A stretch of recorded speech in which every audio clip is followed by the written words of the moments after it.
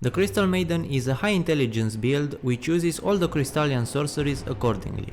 If you want to learn how to get the most out of the Crystalian Sorceries, then this video is for you. Let's start with the stats.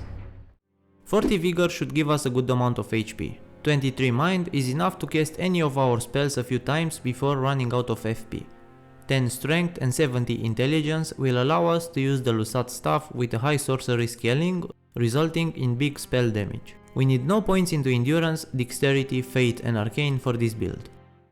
In the left hand we have the Crystal Staff. I use it primarily for boosting the damage of the Crystalian Sorceries by 10%, but you could also use it for casting since it has a high sorcery scaling. For casting I use the Lusat Glintstone Staff. The 50% increased FP cost hurts a little, but the damage is worth it in my opinion. When buffed it has 413 sorcery scaling.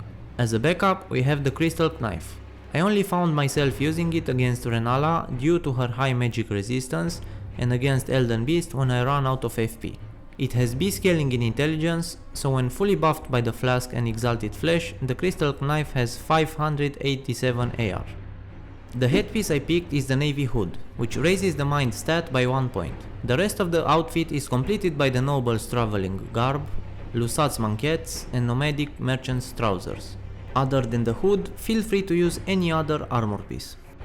Magic Scorpion Charm will raise our magic damage by 12% while receiving 10% more physical damage. This can be countered by the Dragon Crest Great Shield Talisman, which reduces the physical damage we receive by 20%.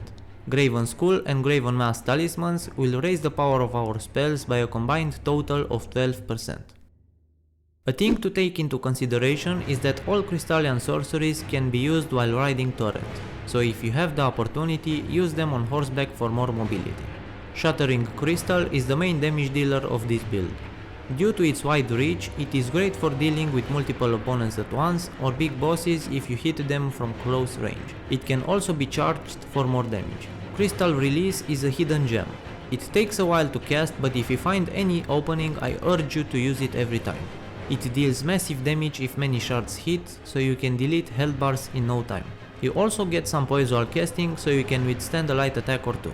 Crystal Torrent behaves in a similar way to Comet Azure, but it can track the targets a little. It deals good damage, but like Comet Azure, you need your target to be stationary or approaching you in a straight line, so it is more of a situational spell, but a great one nonetheless. Combined with the Cerulean Hidden Tier, it can be a fast way to end bosses. The Spirit Ash for this build is the Crystalian Ash. He does an exceptional job at tanking, taking almost no damage at all from most enemies. The only bosses who gave him trouble were Maliket with his damage over time and Godfrey with his strike damage in the second phase. This is arguably the best Spirit Ash I used so far. In the Flask of Wondrous Physique we have the Magic tier, which raises our magic damage by 20%. The other tier is the Intelligence Knot tier, which raises our intelligence stat by 10 points. Both tiers will improve our spell damage for 3 minutes. Another useful tier is the Cerulean Hidden tier, which negates any FP cost for 15 seconds. But I recommend only using it when you know that Crystal Torrent will hit the target. Boiled Crab reduces the physical damage we receive by 20% for 60 seconds. It is very useful against all endgame bosses due to their high physical damage.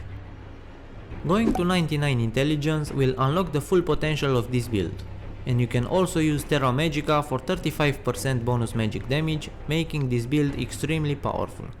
For only 1 point into Dexterity, you can replace the Crystal Knife with a Magic Wakizashi, which, when buffed, has around 90 more AR than the Crystal Knife. The rest of the points can be placed into Vigor for more HP and Mind for more FP.